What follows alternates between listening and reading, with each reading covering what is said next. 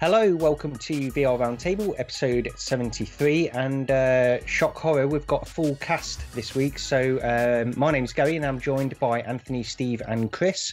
We're all back, we're all here to give you a full episode of VR Roundtable. Steve, how are you this week? You were off last week. I know you've been a little bit busy with work. How's that going? Yeah. My plant has been in shutdown, and I've had a lot of projects going live. So I like to say it's my opportunity to kind of be in my Super Bowl. I don't play football though, so very, very, very busy. But it's not too bad because it's something I've known about for months and months. So it's very planned, busy period. So it's good in that regard. But man, I was working 12, 14-hour days, 12, 14 days straight, and didn't hardly play any VR. Couldn't do the show last week. And, them's the breaks. That's life. That's the way it goes. And now I'm coming on the backside of that. So this weekend I've had off, and I've played a lot of Brass Tactics. We'll talk about that later. Good stuff. Yeah, I think we all have those periods of time in our life, don't we, where it just things get on top of you. You've got commitments with work, family, whatever. Can't make the shows. Chris, you weren't able to make last week either. What happened, man? Yeah, so well, first of all, I had like ridiculous production work. Like we've been working so hard. We've kind of been crunched just trying to make all these games. And I also had a dance performance from my girlfriend last week. So that was cool too. But man, it's just like a ridiculously busy weekend, like no free time at all. But that's basically this week too, but at least I made it to the show. So yeah, and you get a pass when it's a dance performance from your girlfriend. You always get a pass. Yeah. Always get a pass. You're good there. Okay, that's true. Yeah, Anthony, how about you? What have you been up to this past week? Not as busy as you guys, just doing dumb stuff, but had some technical difficulties these last couple days with my PC. I almost got to the point where I was gonna refresh it, and reload Windows, but that's like an absolute last resort. And so far, I think I maybe have dodged a bullet, so we'll have to see.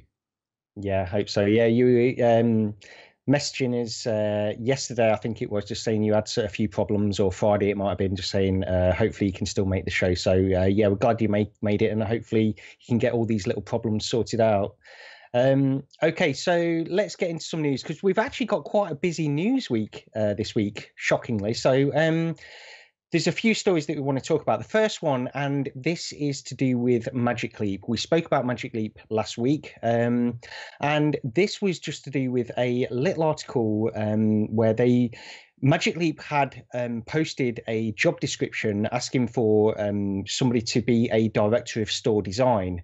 Now, obviously, everybody jumped onto this, and initially, I was really excited by this, because you immediately think, are we going to get sort of Magic Leap stores popping up all over the place in all these shopping malls?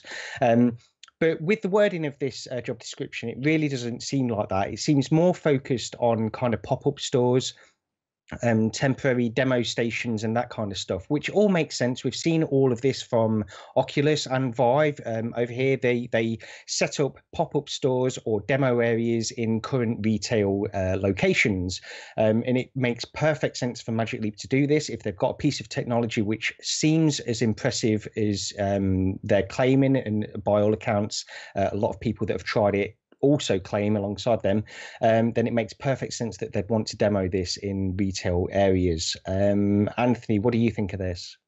Yeah, Gary, you know what? You just killed this story by explaining it with the actual reality of it. Because, like, we could have said, what is Magic Leap doing? Like, why would they have stores at malls and stuff? I mean, they don't have enough products to be selling. They got one major product to sell, and their money would be better spent, I think, with television advertising, internet-based advertising, and then just selling the thing on their website. And that's really all they need to do. The product is going to speak for itself.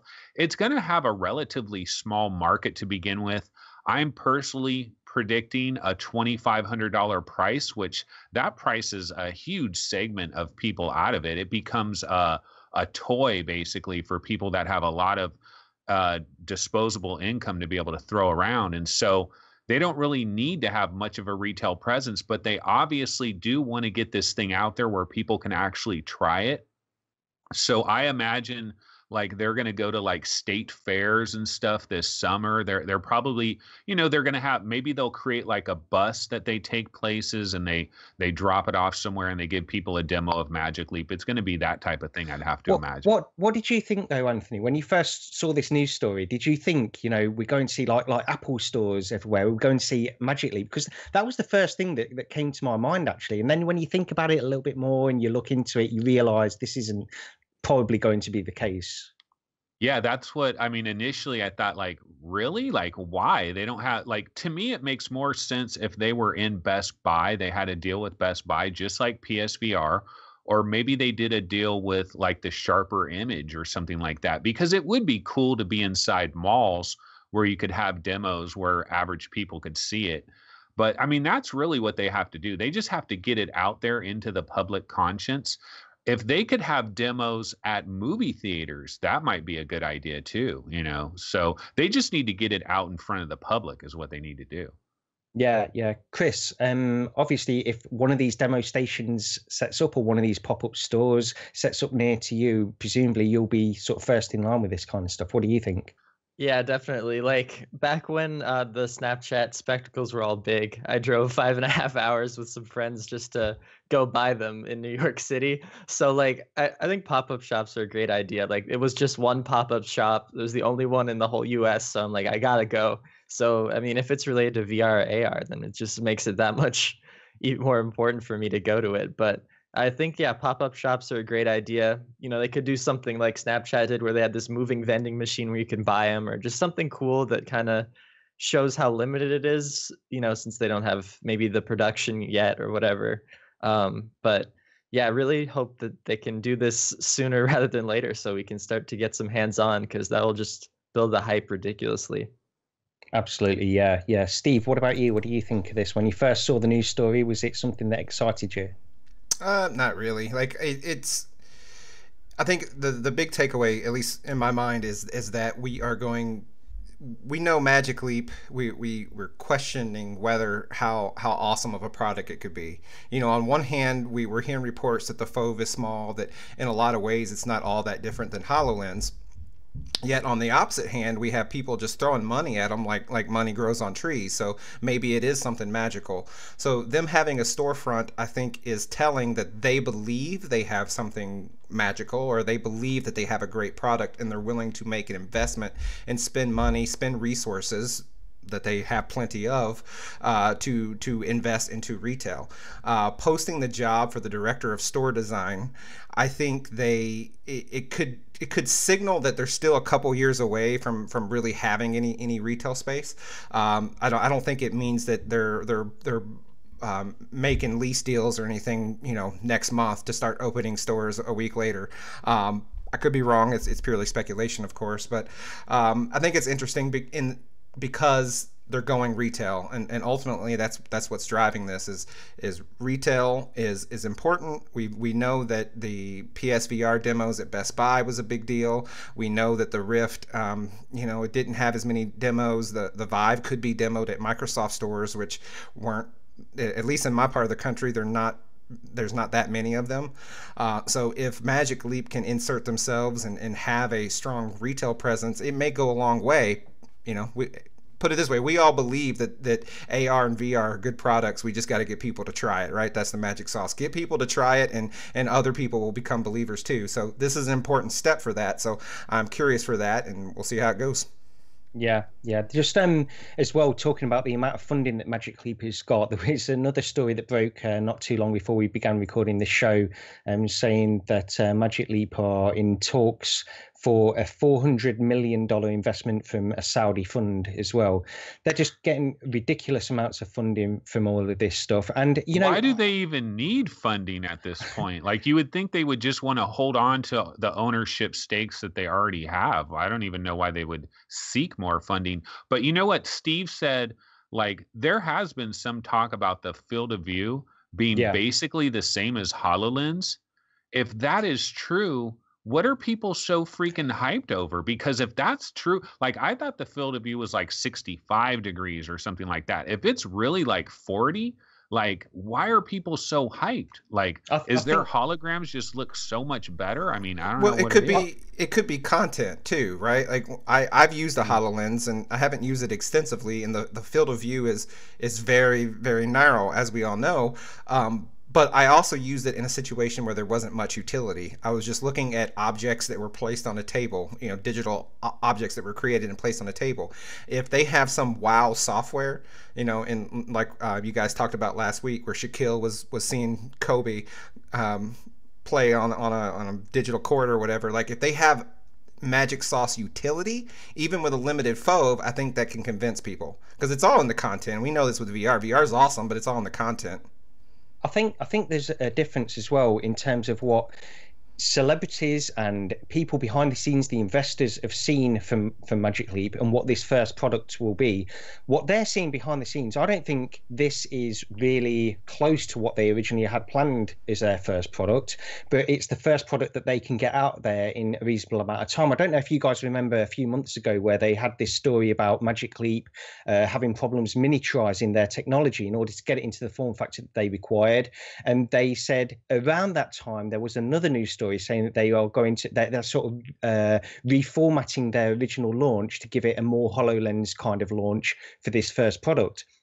So I think this first product is a HoloLens equivalent, albeit in a slightly better form factor, I'd say.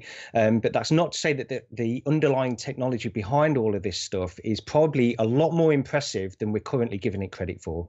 But, okay, so anyway, let's go on to the next news story we've got down here. So actually, we'll go on to HoloLens now because it's probably a good enough segue to get onto that. So there was some reporting last week about HoloLens, a new version of the HoloLens being in development. And this all stemmed from a blog post which was written on LinkedIn by Alex Kipman from Microsoft. And the blog post was entitled "What to Expect for Mixed Reality in 2018." And this it went through a few different things, really. But it seemed to be focusing on the fact that they were working on different processes, different processing units within the HoloLens. Specifically, they were talking about this HPU, which is a holographic processing unit, and it really focuses on the AI aspect of HoloLens. So it's sort of bringing in world information from around you and then sort of using that in a way so that it can perform better tracking and this kind of stuff. So it seemed to really be focused around that kind of technology. But I think some people were saying, because I hadn't actually heard this, but I think some people were speculating that HoloLens had been more or less sort of discontinued, or they were sort of refocusing their efforts. So this is sort of encouraging for HoloLens fans. But Chris, I don't know, have you tried HoloLens? I don't know if we've spoken about this before. No, I've tried Google Glass once before, but I wish I could have tried a HoloLens, but yeah.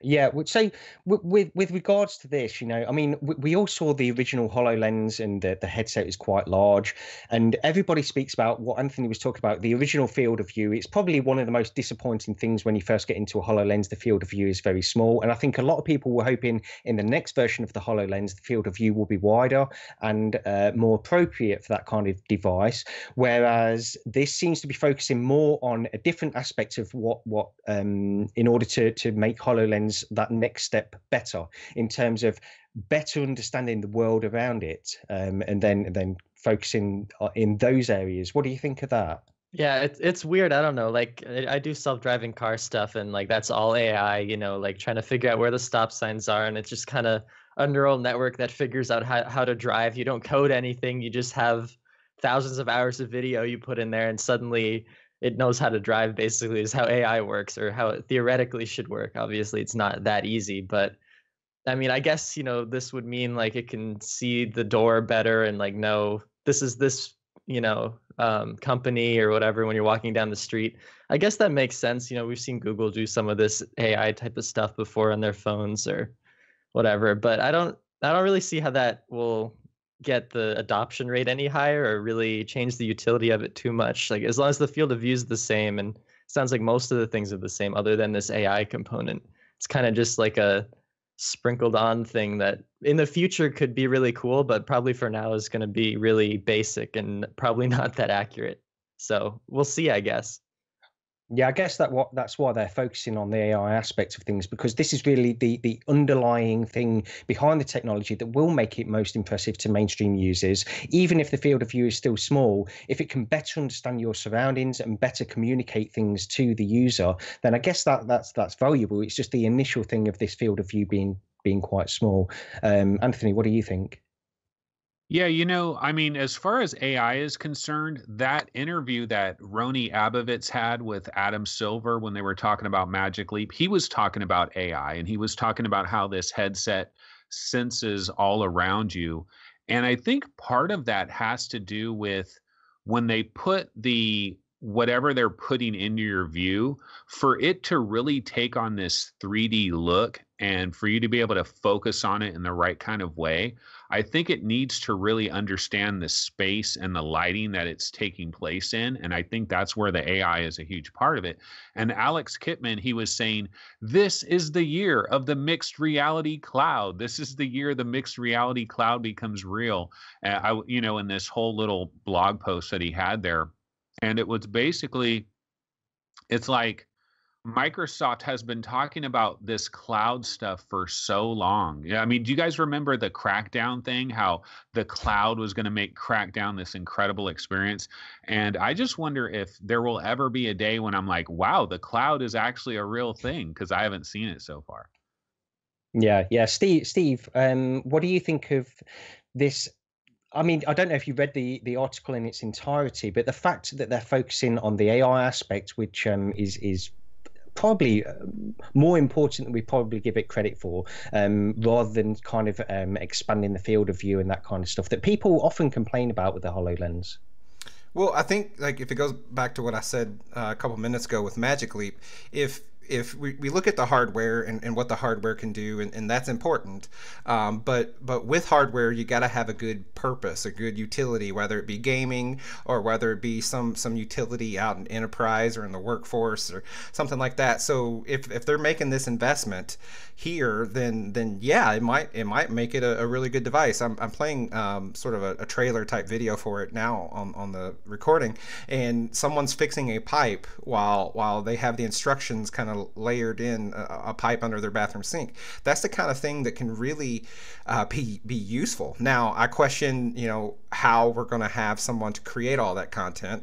That's another thing to be sorted out. But that type of utility, I'm very excited for. And in my personal work sphere, I'm already kind of brainstorming how, when I get my grubby mitts on this kind of technology, how I can deploy it and actually make things more efficient for the business. And it's there. I think something's going to happen, and something's going to bust this wide open. Maybe Magic Leap has figured it out. Maybe Microsoft is figuring it out with HoloLens.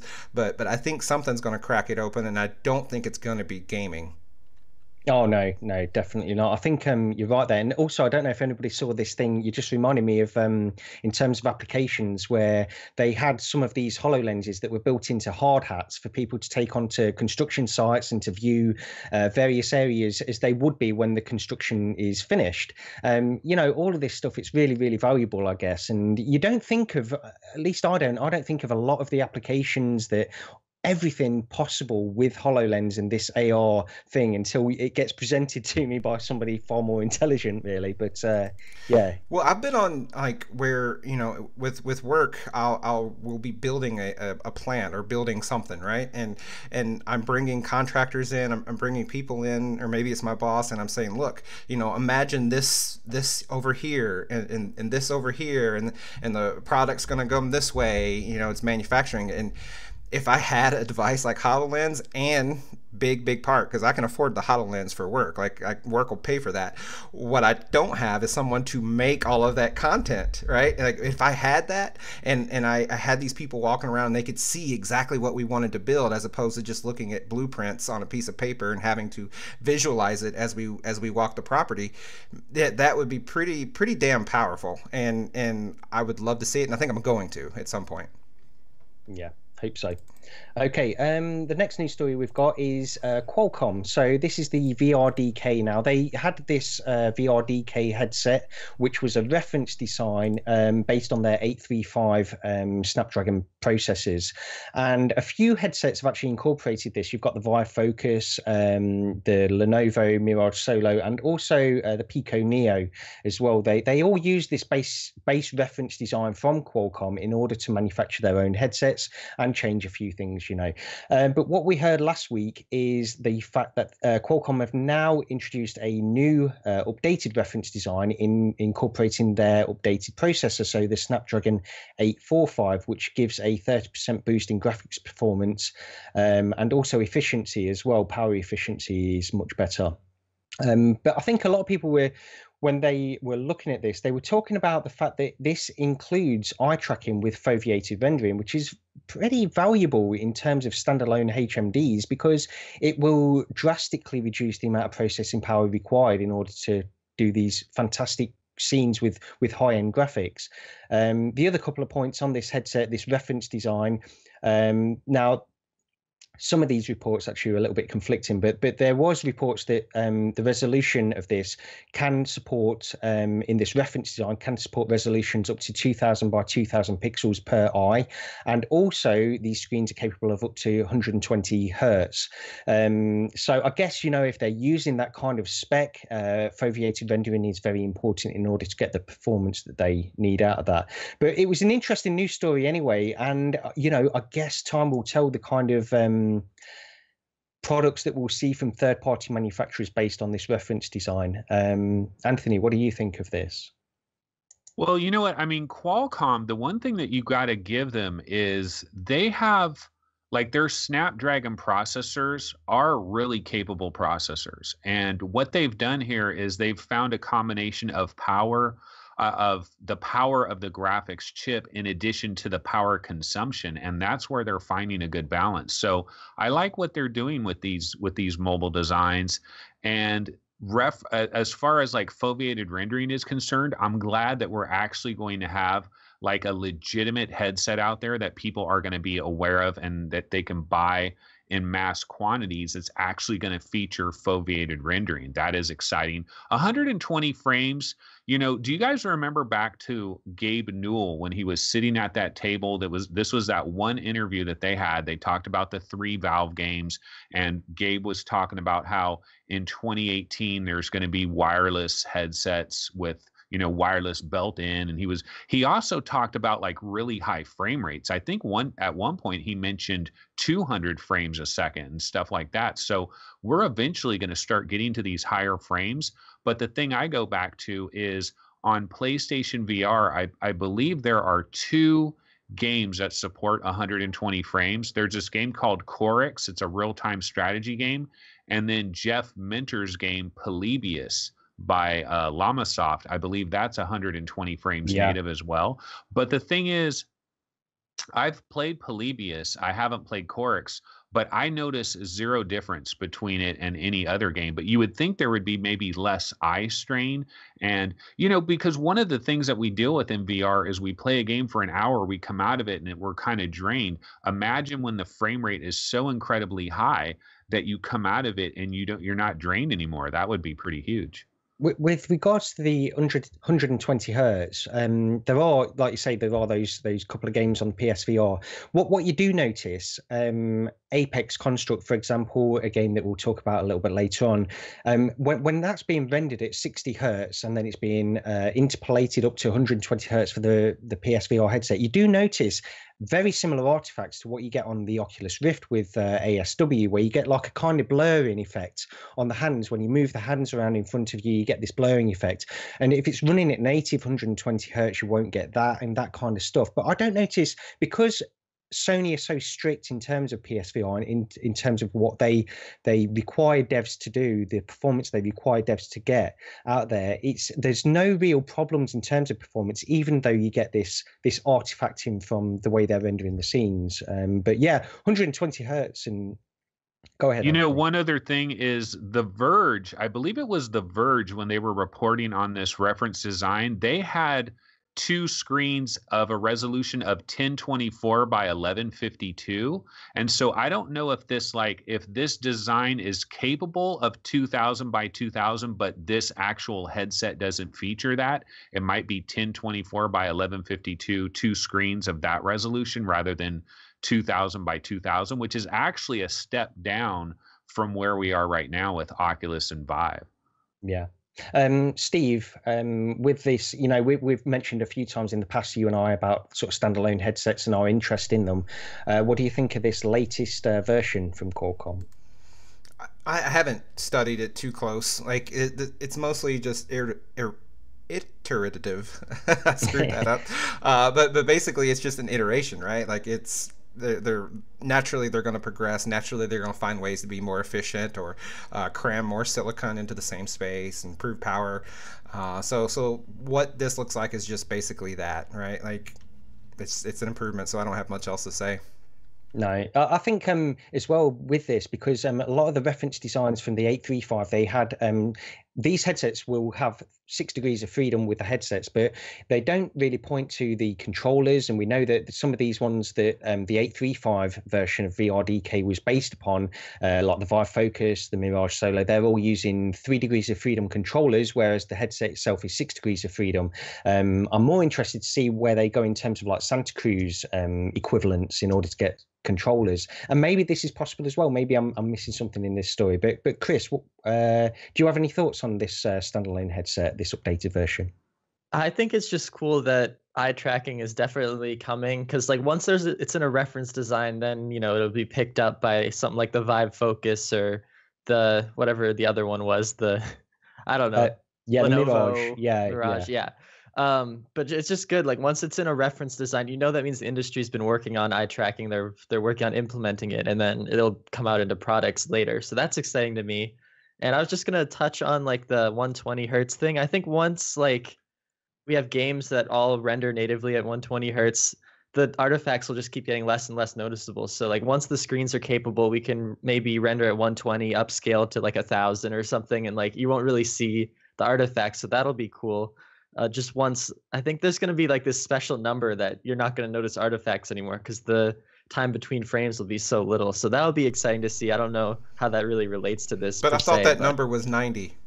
I mean, yeah, 90 is, like the most important thing for at least not getting motion sick. But I'm just wondering what for these artifacts. So I know, like when I'm playing in terms of motion, right? Like when I'm playing a PlayStation VR game at 60 hertz, if it's a seated game and I don't have hands or I don't have objects with motion controls, I don't really feel the 60 hertz.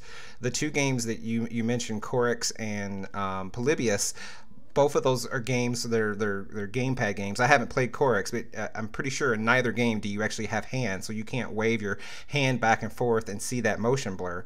At 90 hertz, I know when I play a game like Fallout on the Rift and everything, I don't really feel any motion blur. But if for some reason I've dipped into reprojection, then it becomes very, very obvious. So I don't know that we need much more than 90 hertz. But that being said, I haven't tried 120 hertz in a game where I have hands where I can really see how much smoother it is when I'm waving it back and forth.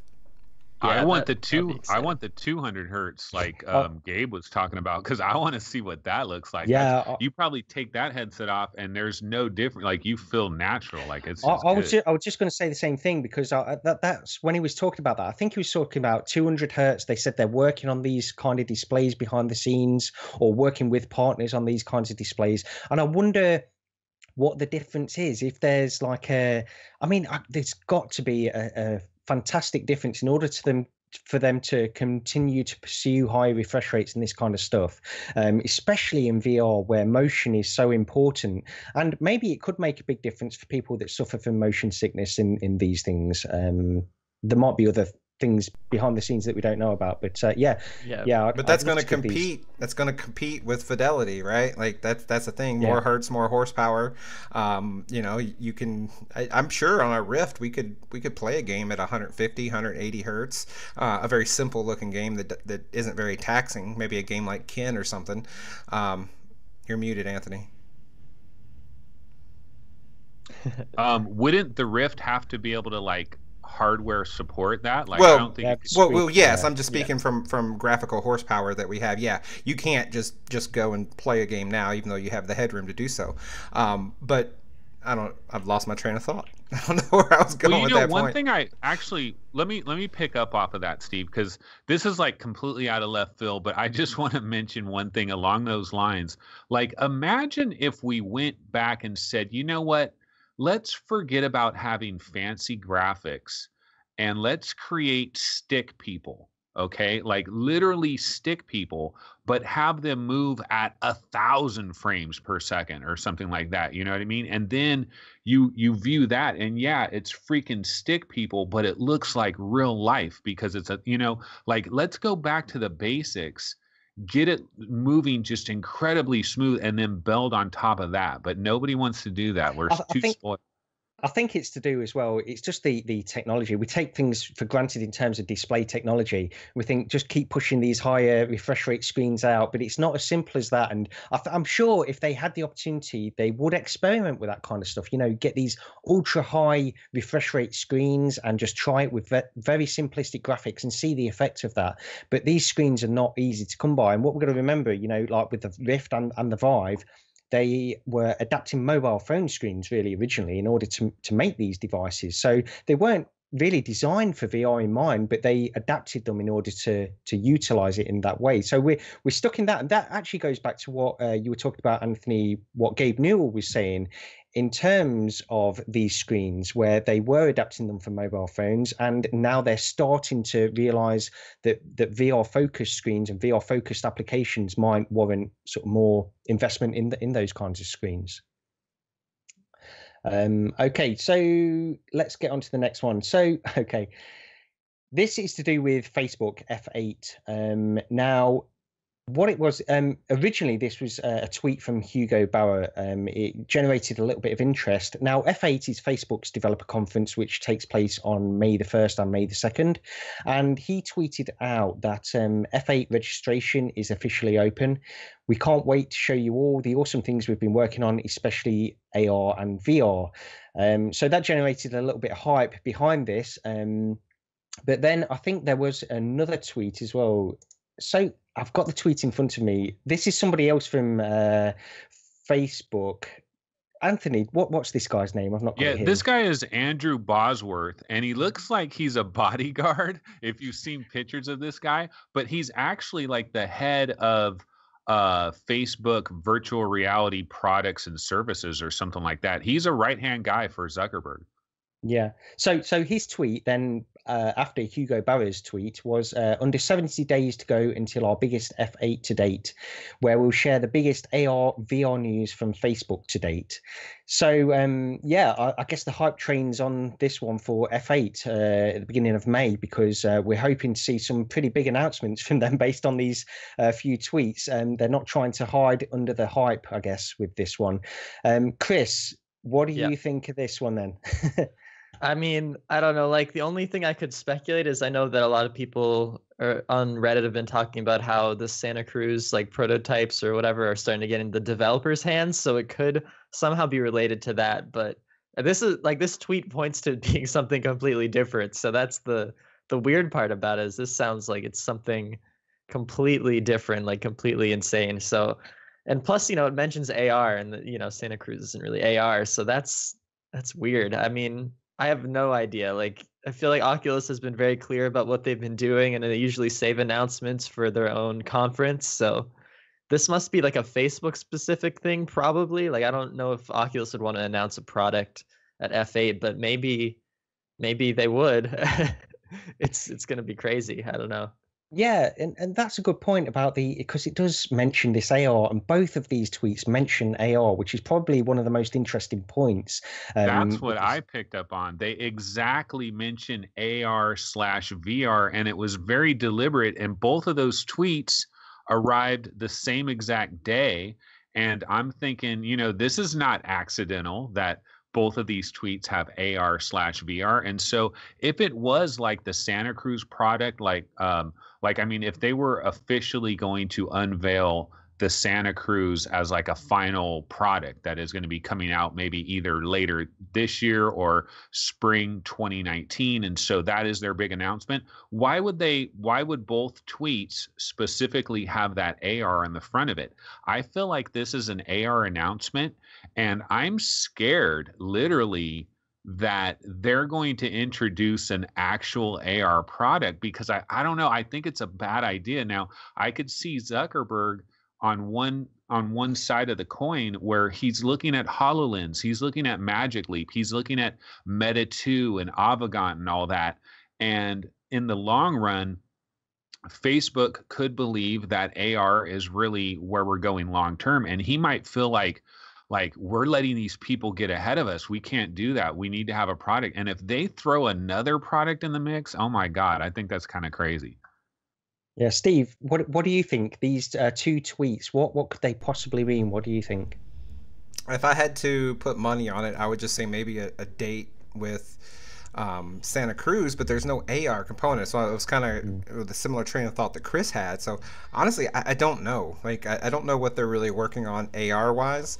I will stress that it is Facebook event, not Oculus, and it doesn't mean that it has anything to do with Oculus. Honestly, it could be Facebook is partnering with someone to create, you know, Facebook AR integration into some headset. Emojis, like, yeah, like, you know, exactly. Yeah. Apple made a big deal out of their animated emoji things, which are, you know, really not a big deal, at least to me.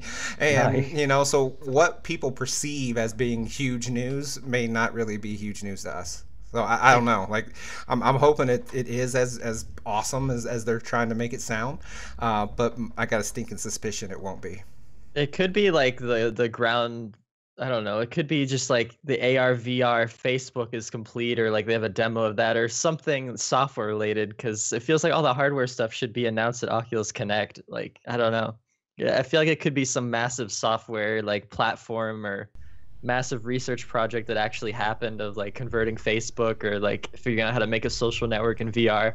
What if it's that? It could be.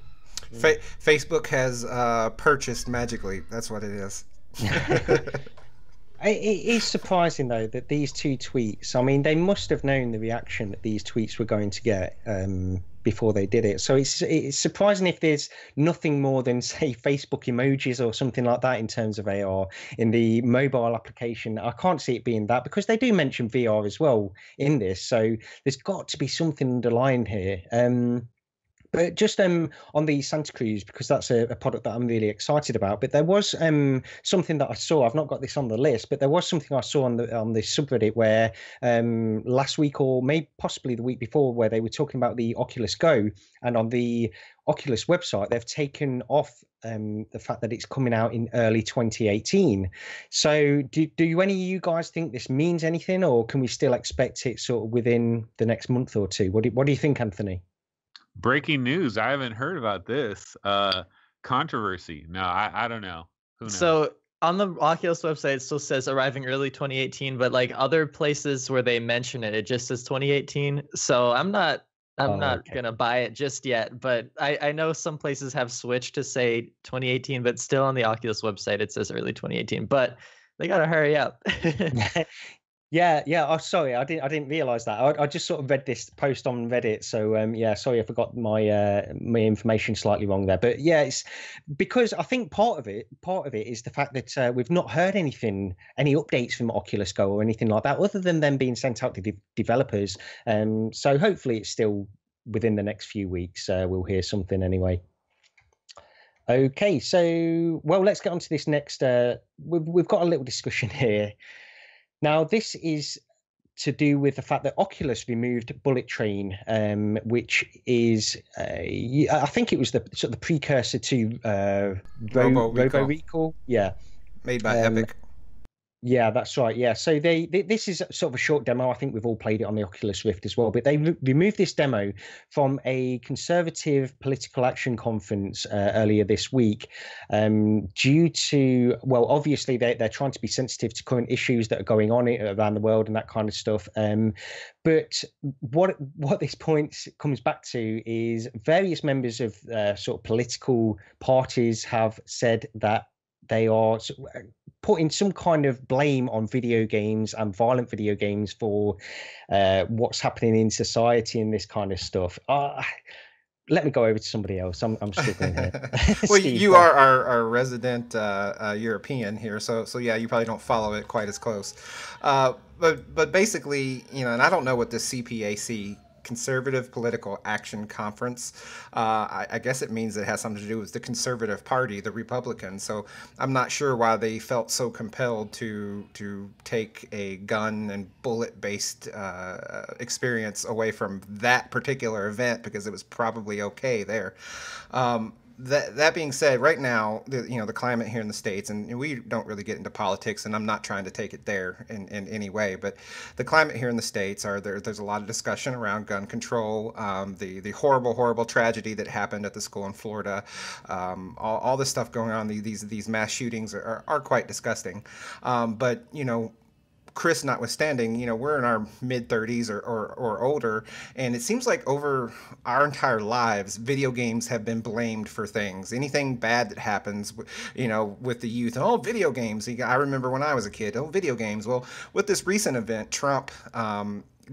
President Trump he made some comment somewhere, and I don't know, I remember hearing it, maybe it was on Twitter where he talks a lot, or maybe it was on video somewhere, but he basically said, video games are one of the problems, and it made me think of, I tied the two together in relation to this tragedy, and made me think that does VR, this is a VR show, does VR have some sort of obligation to think, VR developers to think about violence in such a way, because the interaction and the surrealness of an experience is exactly that. You're in space, and you are you. It's inherently first person, and you're the one pulling the trigger, and you're shooting people, as the case in this demo.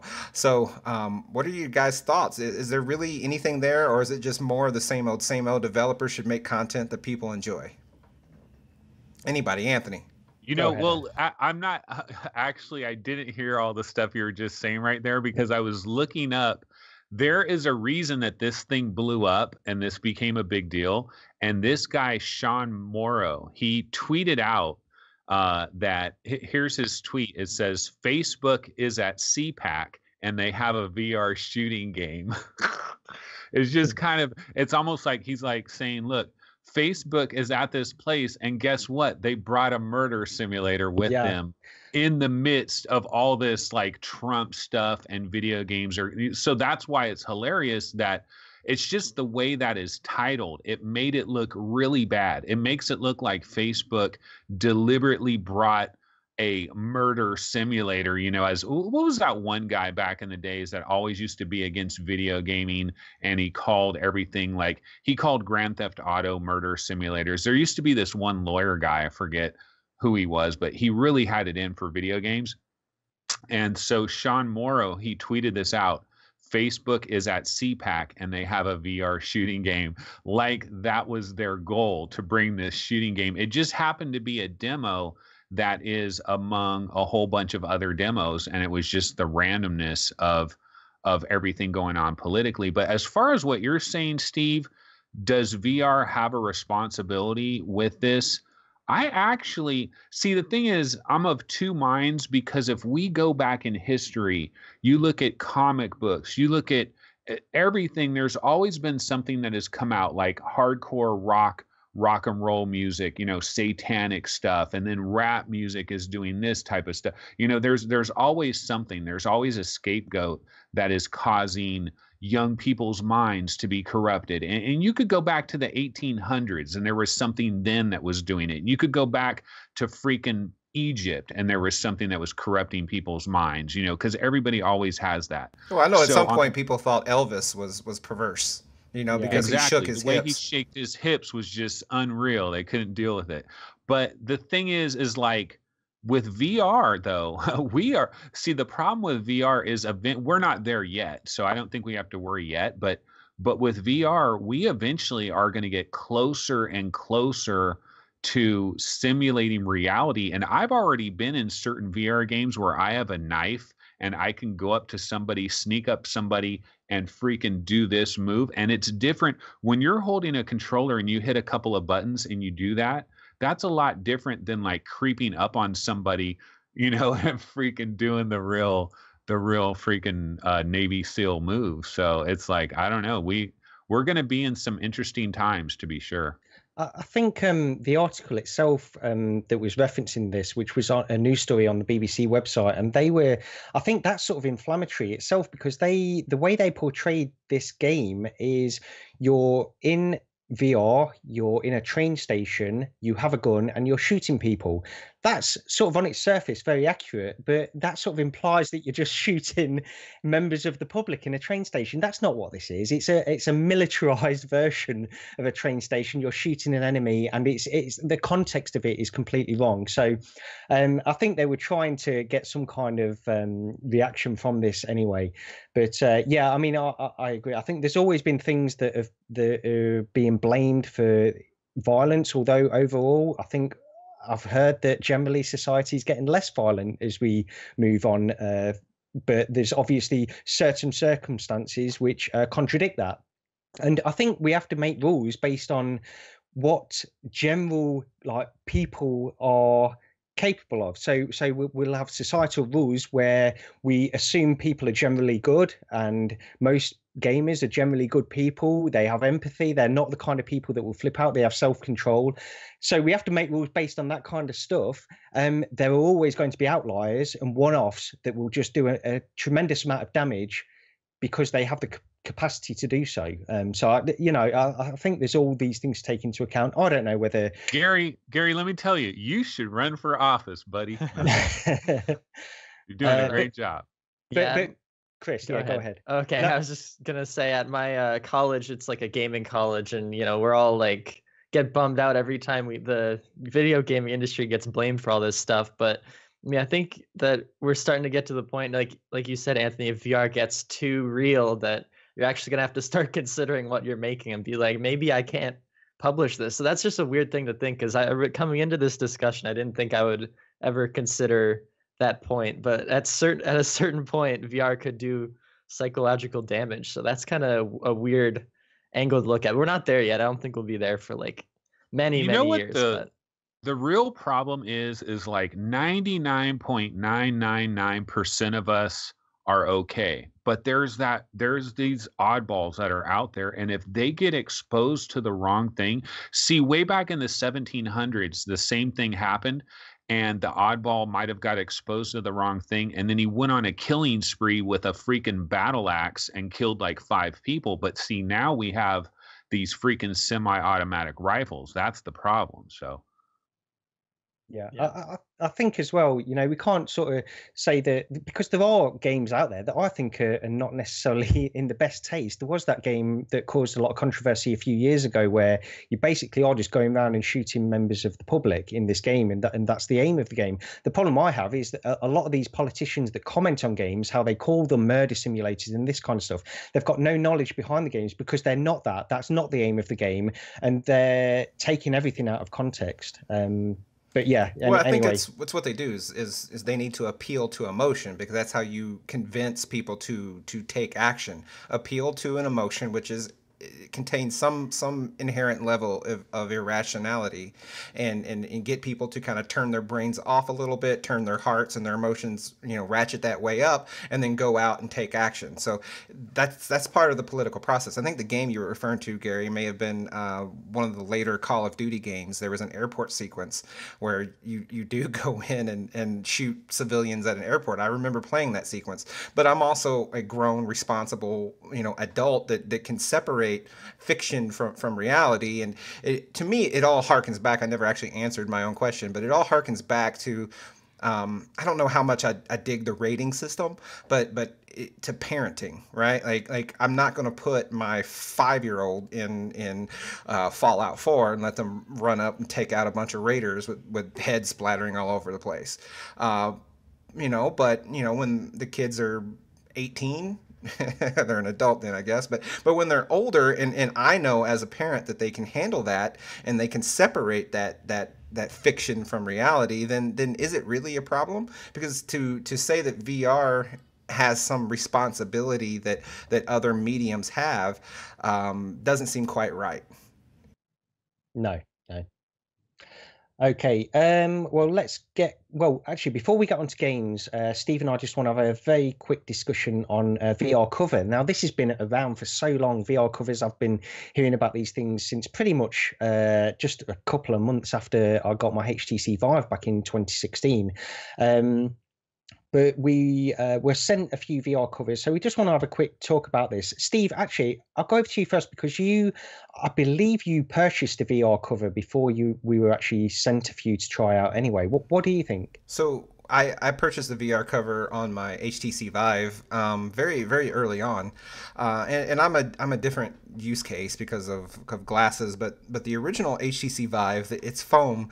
It was, first or second day, and I went to put my headset on after someone else had it on, and had that sweaty softness just touch my skin, and was like, nope, done. Like, gonna look for an accessory here. And back then, I ordered one of their thin leather covers.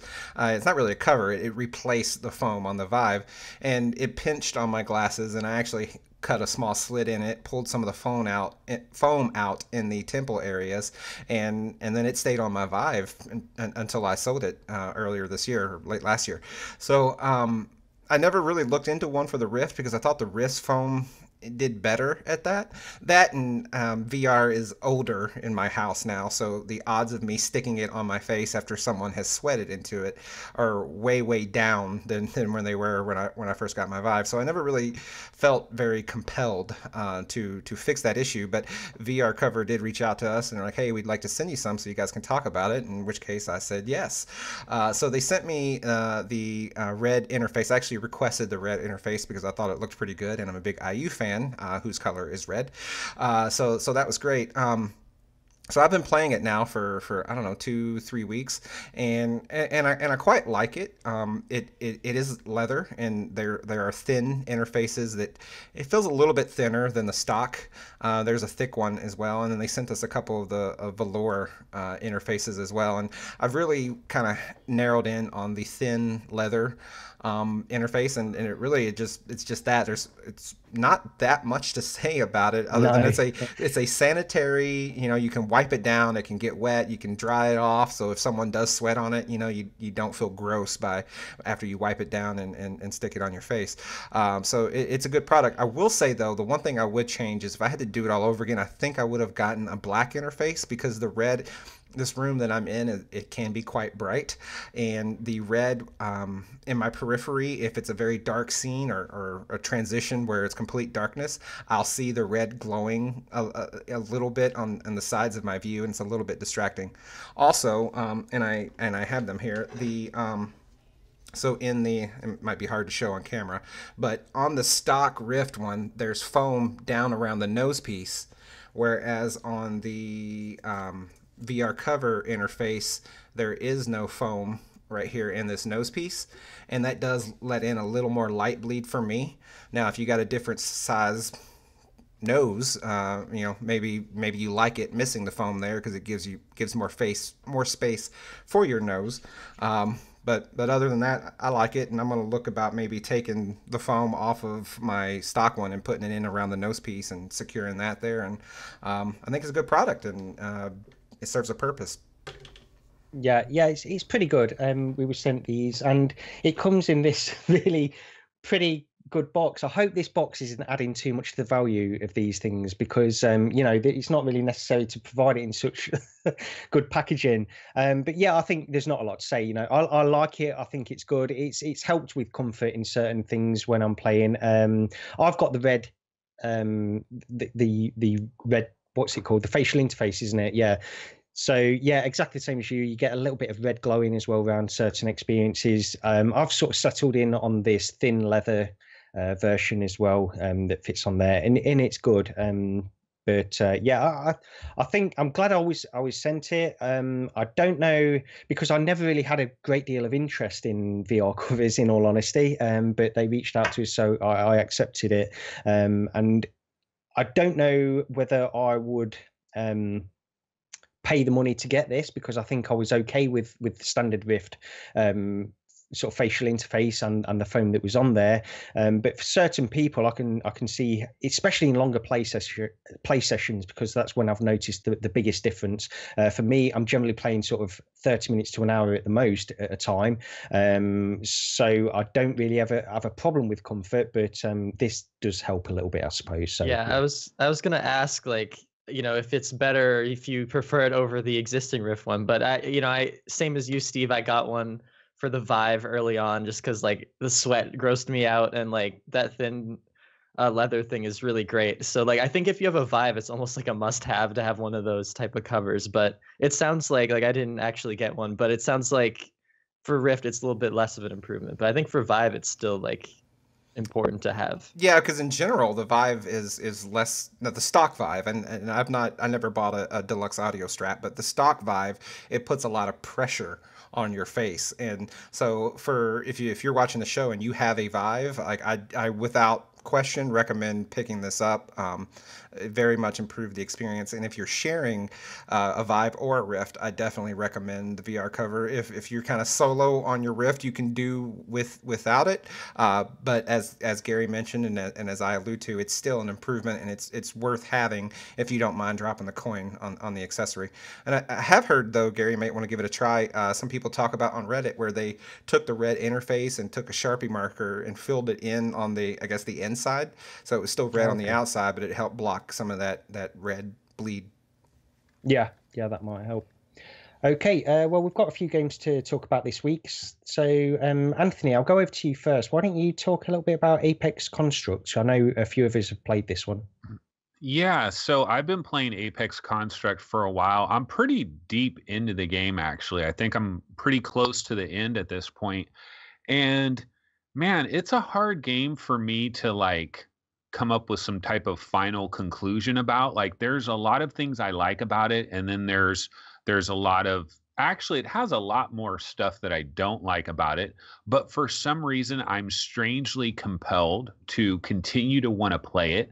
Like right now, I always talk about that when I want to go into VR, there's usually some game that I'm kind of into at the moment, and it's like I want to go into that game, and In Death was my game for a while there. But since getting Apex Construct and also Brass Tactics, those are the two games that I want to play.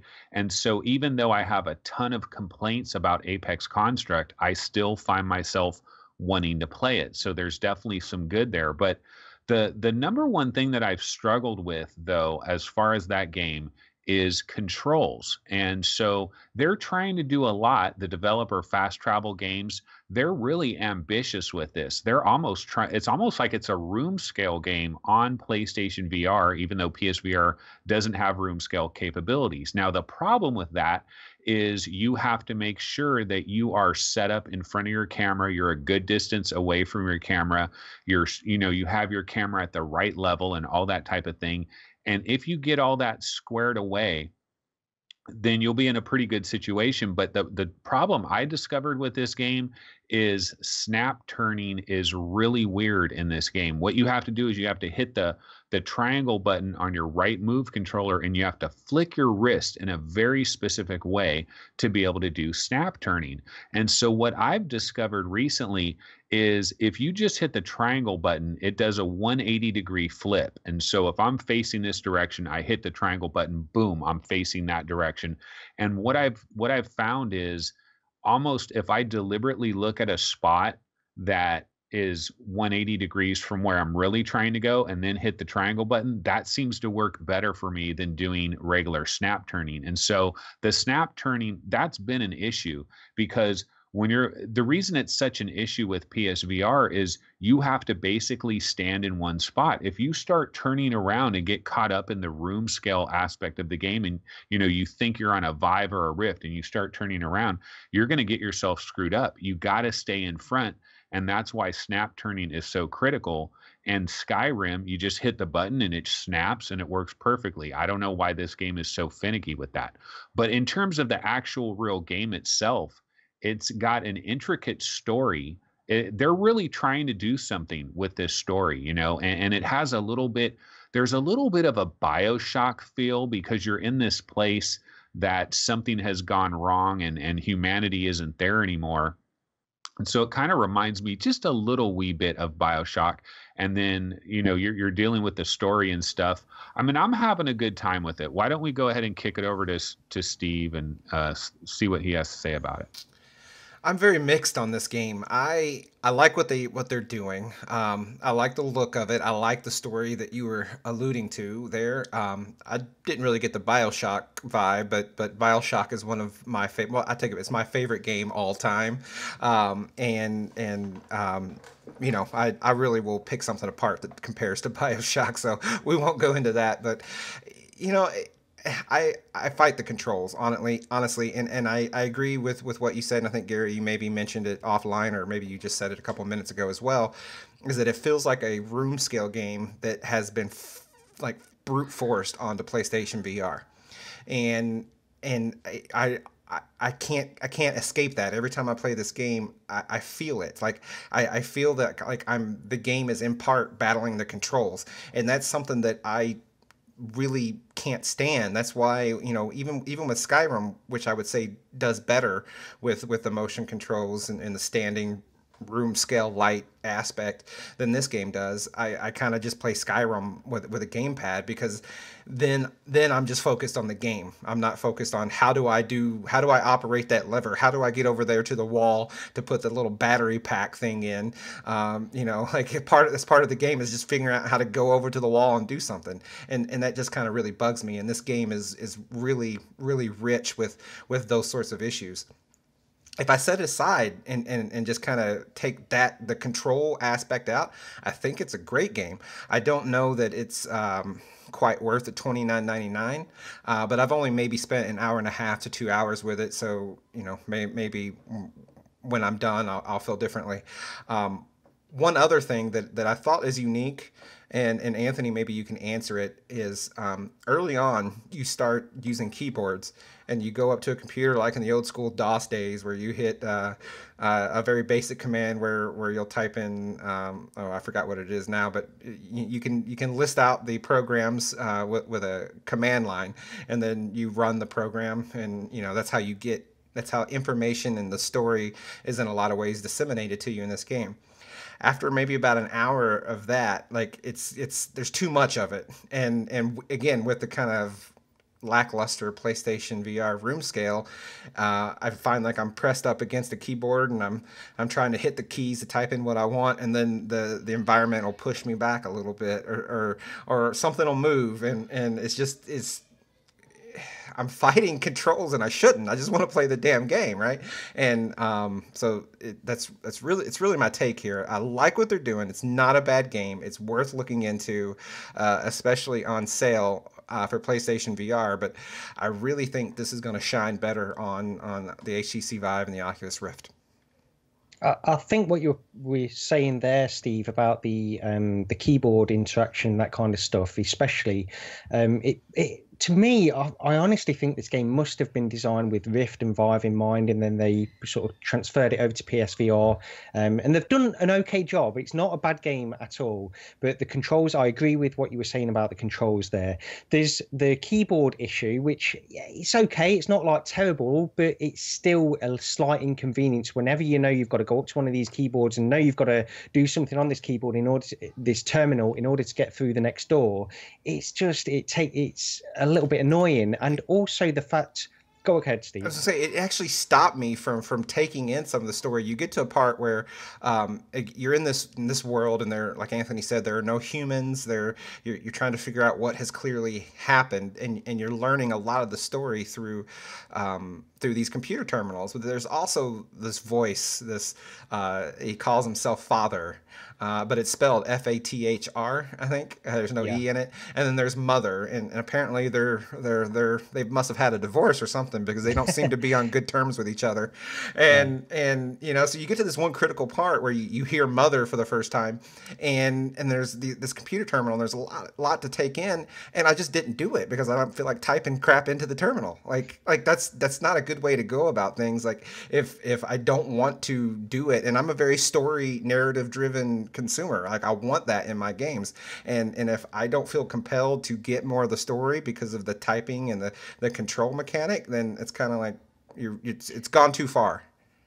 The other thing with it is the fact that there's certain parts in the game where you do actually have to bend down and pick things off floor, and this happens several times in the game. And I've only played for around an hour and a half in total, but it does happen, and it points to the fact that this must have been designed more for a room scale kind of environment or platform.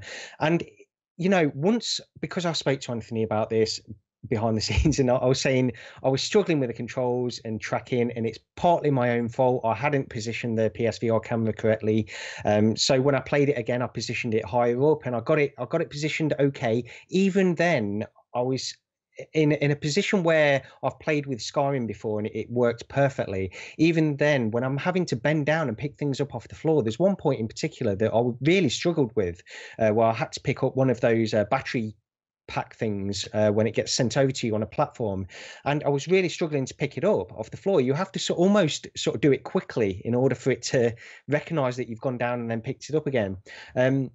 Now, on the plus side, yeah, the story is pretty good. Actually, not the story, the premise. I think the premise more than the story itself is pretty good, because it's got this thing where some kind of event has happened, and this isn't really spoilers, but if you're particularly sensitive, then sort of fast forward a few minutes. But the premise is that some kind of event has happened where the world has been torn apart and then it's been put back together again, in kind of a mishmash kind of way. So nothing really makes sense.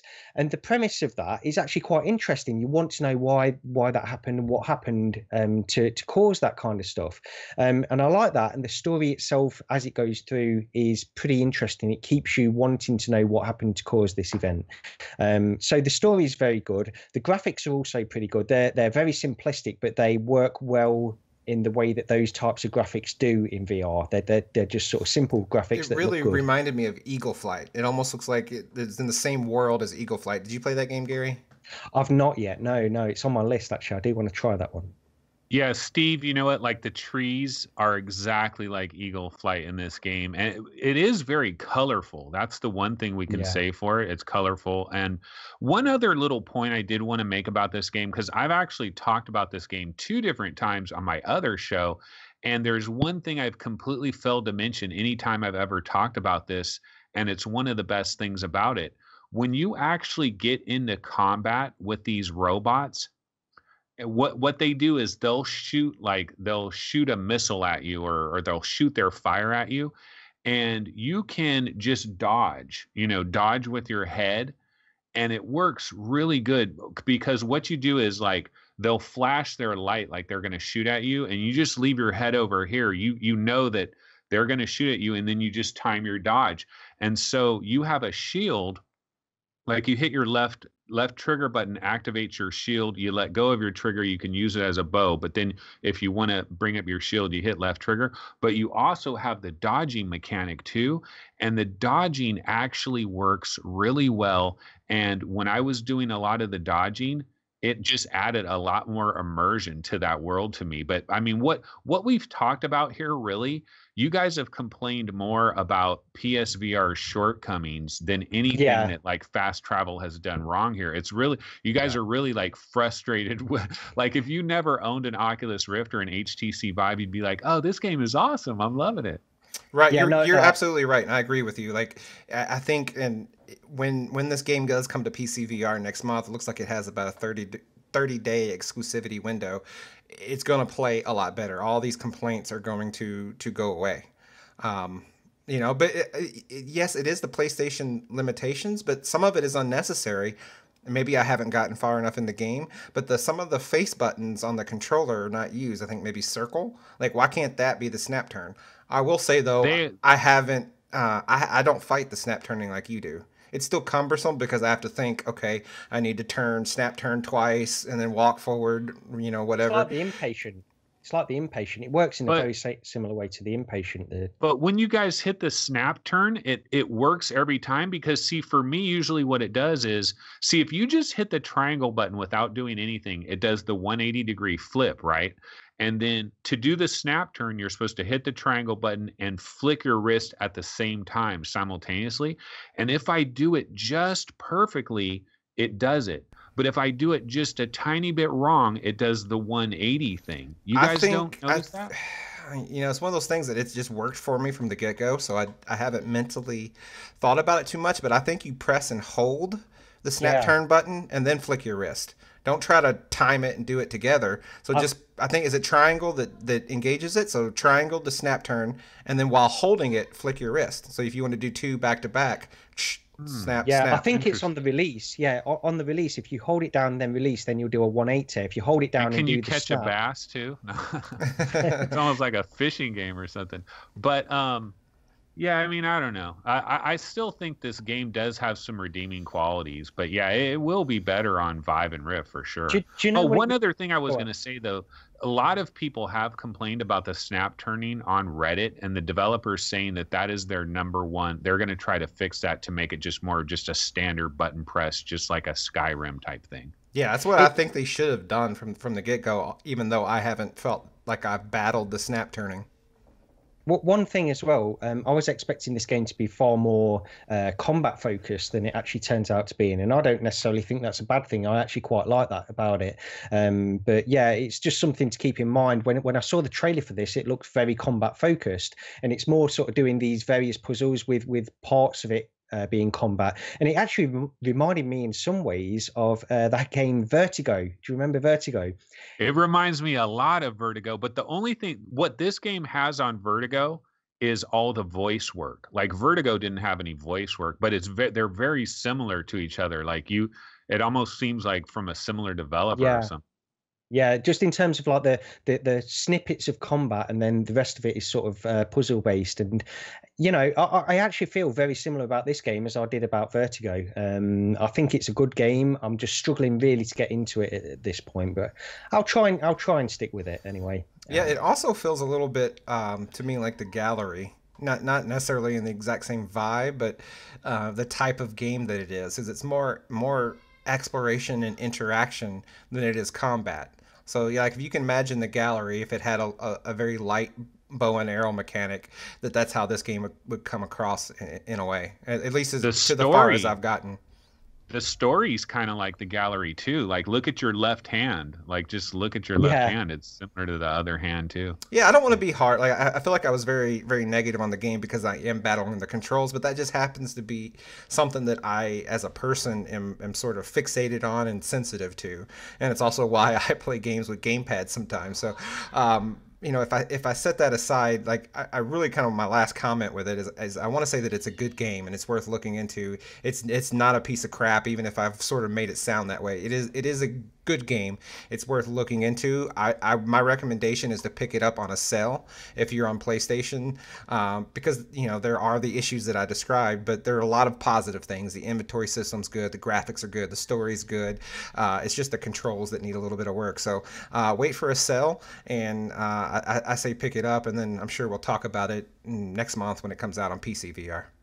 I like it better than the Impatient. Well, you know, the Impatient is I'm not sure that's a compliment, right? Yeah. Okay. Well, let's get on to another game that we've all played. Chris, I'll go over to you first on this one. You know, we all want to talk about Brass Tactics. We've spoken about this a few weeks in a row, so probably won't spend too long on it. But Chris, what do you think of Brass Tactics? Yeah, I know you guys have talked about it a lot already, but like I'm sure like all of you guys, like it's super addicting and like it's something I want to keep going back and playing. So it's, you know, it's a real-time RTS, and it's just cool to have a real-time strategy in VR that feels this polished, and like I don't get motion sick. The mechanics are really nice. The controls are great, which is kind of opposite of the last game, it sounds like. I just overall I love it. Like I'm not too far into the campaign yet, and I do want to get into multiplayer. I just wish I could convince my friends to buy it. I feel like it's too much money for them to buy it now that it's not on that pre-order sale.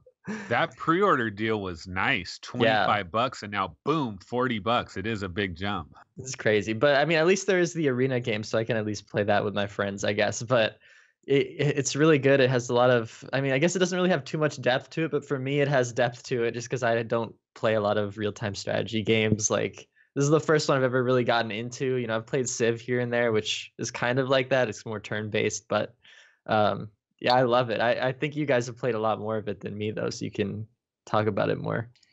Yeah, well, myself and Anthony, we spoke about it last time, but I actually want to go over to Steve now, just because I think you've played a fair bit of the multiplayer as well, haven't you? I've mainly been playing through the campaign, in all honesty. But Steve, what's your impressions of the multiplayer aspect? So yeah, a little backdrop with it. So I played Arena. What was it, 2 weeks ago when it came out, and then I got busy with work and didn't play much. And when I went into Brass Tactics yesterday, it was actually the first chance I had to get at the full game. The first thing I wanted to do was keep with the campaign so that I was still able to learn everything, because in Arena you can't go past the second part of the campaign. So one thing I noticed is that it made me replay the first and second campaign mission, which was kind of annoying. Like, if they should have a way, like, if you played Arena, because it's a separate download, and I don't know if that has to do with us because we had the game given to us from the developer, or if all the consumers that have paid for it experience it the same way. But having to play the first two missions again kind of sucked. But after I got through, I think, the fourth mission, I decided, okay, they're not really teaching me anything anymore. The campaign, the latter campaign missions appear to be like an online match, where when the board starts in the beginning, most of the pieces, most of the spots that you're trying to take over and put your tower on are neutral. Whereas in the campaign up to that point, they were sort of preloaded with the enemy, and you had to navigate around. So I started playing online, and online, kind of a precursor. I'm apparently not very good, because I won, I think, one match out of maybe 8. Like, I played for a long batch and was just getting, we'll just say, curb stomp. But that's common. Like, I'm a week late to a game, and people that just have time have, probably already put 30, 40 hours into it. Of course, they're going to be really, really good. But unfortunately, I need to spend more time with it, or I think it may fall victim to a lot of online games. Like, everyone seemed to play the same way, and what it was the match starts, and it's a race to get towers up, but then you overwhelm with a certain resources, and I would say in most of the battles I played, people use tanks, and it's who can get the ore and the jewels mined fast enough to get the resources, quickly level up your castle. Like, you go from level 1 to level 3 pretty quick. Like, that's the first objective, and then you overwhelm someone with tanks, or whatever it is, and that's how I kept getting beat. It seems like people were able to get their units deployed quicker than I could, and I'm concerned that online it's going to be continually repetitive in that way. So I don't know. I've started to play that way, and that is how I got my one win. Was I just, okay, well, if you can't beat them, join them, type thing, and I got a win, and then I shut it off, and I haven't gone back online since. Still having a lot of fun with it, even though I was getting my butt kicked. It's still a lot of fun, and I think it's struck the right balance of complexity and simplicity. Because last thing I need right now is a game that has a 10-hour learning curve just to kind of get up to starting point. So I like it. I'm going to give it more time and see if my current prognosis is true, and that everyone's going to start playing it the same way. And for a game like this, though, and I know a lot of the Call of Duties that way. People find a mechanic, and then online they sort of find an overpowered mechanic and then abuse it, and then the developer will come in and I think the term is nerf. Like, they'll nerf an overpowered gun or whatever. And Hidden Path may do that. They may nerf the mechanics that people are seemingly using in mass. I hope that's the case. Yeah, I do too, because that's sort of the underlying concern for me when I'm playing this game. And I really love this. I think it's a fantastic game. I just wonder how long I'm going to keep playing it, because once you get to understand all the exploits and the little holes in it, how long can you keep playing after that point? Because you understand that really it's not skill in the long run. It's just doing these certain things that you've learned, and that's it. You'll win the match as long as you follow these specific set of rules. Then you'll win the match. And I do wonder about that, but at the same time, this is a game that can constantly be updated, and as you say, Steve, they can Hidden Path can make changes to balancing and that kind of stuff. So I'm hoping that takes place. At the moment, I'm still really enjoying this game. I can't get enough of it. This is really all I want to play. How long that will continue, I don't know, but yeah, it's a fantastic game. Anthony? Yeah, this is my favorite game of 2018 so far. I mean, it's not like we have like juggernauts competing against it, but I still think this is my favorite game of 2018. But the one thing that I'll say about it is like, see, I could see somebody that is really into hardcore real-time strategy, like somebody where this is their genre. They know these games well, like maybe Epics. Somebody could try this and they could come away with, it's got great production values and the controls are great, but it's basically RTS for babies. I could see somebody saying that, and see, I am the baby. That's me. That's exactly what I am. I don't play these RTS games. And for me, this was like introduction to RTS done in such a clever, frictionless way, so easy, so effortlessly. I can get into this. I can enjoy what I'm doing. I'm just playing single player. I've gotten to this point now where I'm going up against this grandma, and I forget what her name is, but she comes in and she's just working me because she has these flying creatures. I don't have any freaking flying creatures. I got the cavalry, I got the regular soldiers, and I got my archers, and she's got like freaking she's got flying. The wasp. You have them, so you got to upgrade your castle to level 2, and then when you turn your hand over, you'll have 4 more things that you can plop down. You'll have artillery, tanks, wasp, and something else I can't remember right now. I did upgrade my castle to number 2, but I don't think I ever flipped my hand over after that point. I died shortly. Archers are good against the wasps. Just have that's what I've been using, the archers. But in level 1 of your castle, that's the only thing that can even hit the wasp, because the cavalry and the warriors can't. Well, you could pop up those little things that you pay money for, the little turrets. They'll hit it. But you know what I'm loving about this game, man? Like, you get into brass tactics, right? And next thing you know, an hour and 10 minutes later, you're like, oh shit, because it's like you just play this game and it absorbs you. I feel like I'm playing Risk or something. I think they could take this concept and just think about like Monopoly or something. You can make a big giant Monopoly table where you just grab the table, you swing, or just, it's so effortless how you do everything in this game, where I think the template is here for any tabletop based thing to use these same type of controls for quickly moving around, selecting things, moving it where you want to go. It might be an RTS for babies, but oh my God, it is perfect for babies. So I'm going to say this, like, if you're now into brass tactics and you don't feel that overwhelming, micromanaging sort of pressure, and you're actually enjoying brass tactics, I'm speaking more to Anthony, but the same thing, I guess, to the listener here.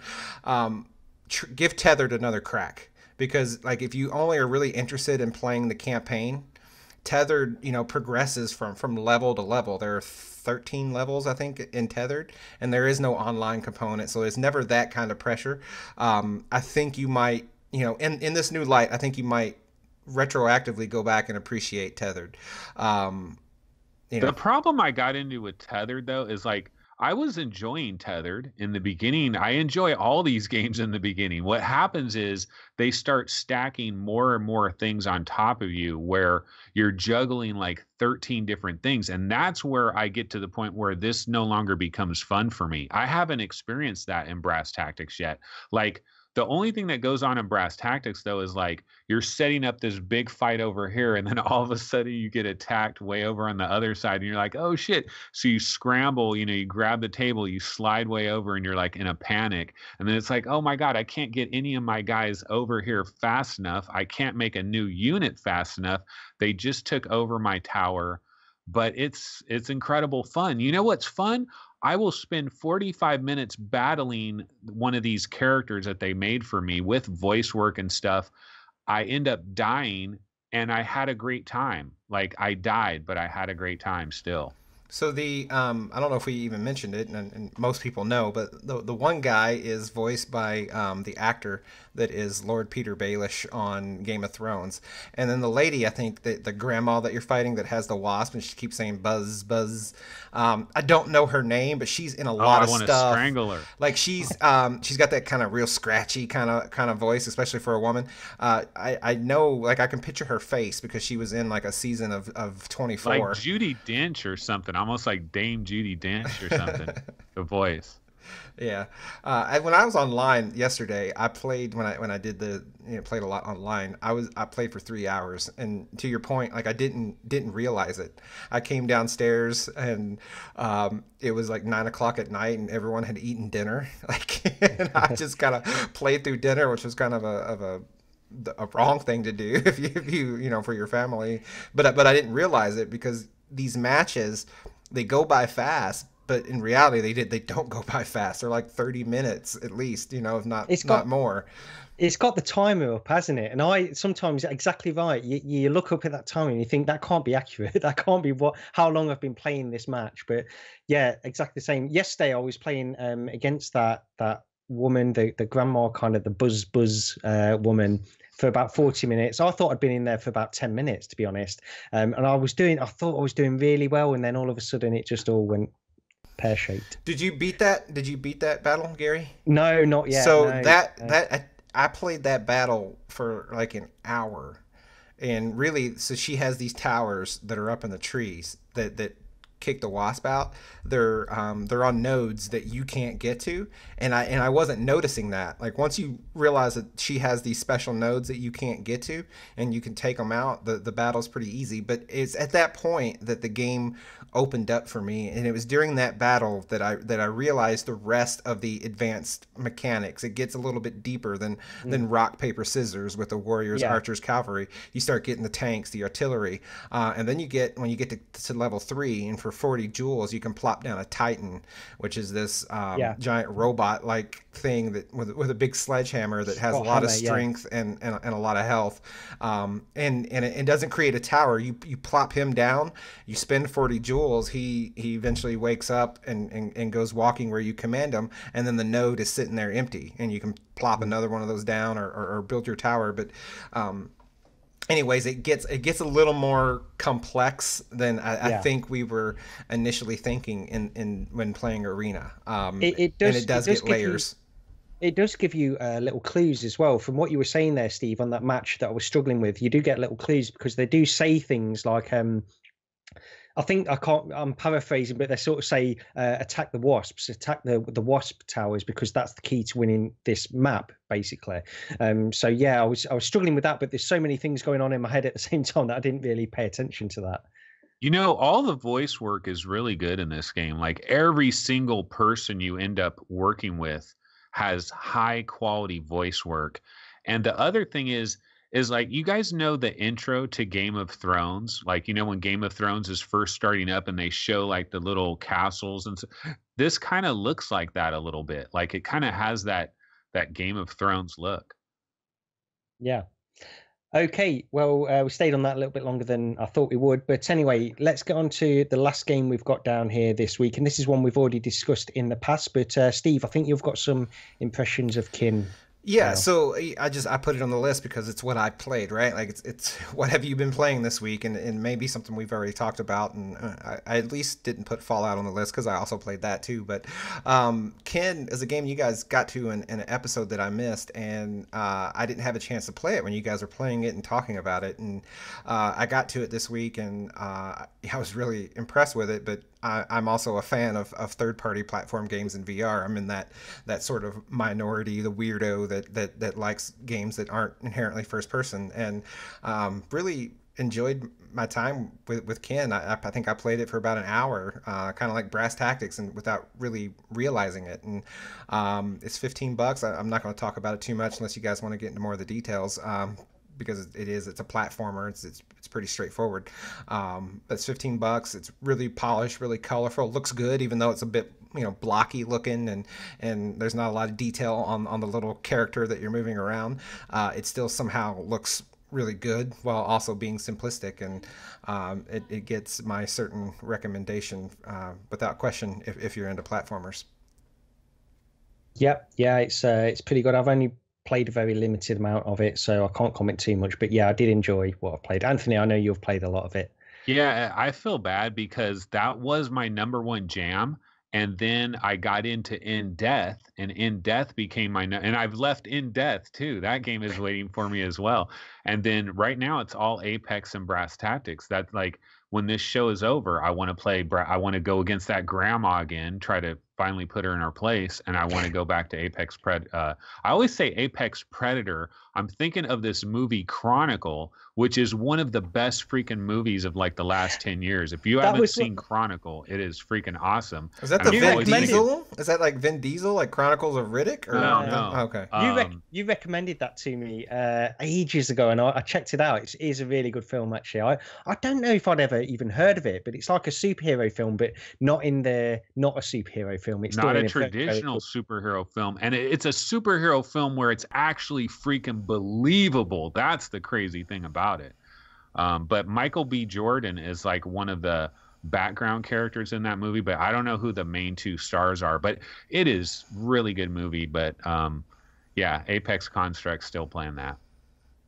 Okay, I think that's pretty much all we've got for this episode of VR Roundtable. Anyway, so thanks for watching or listening.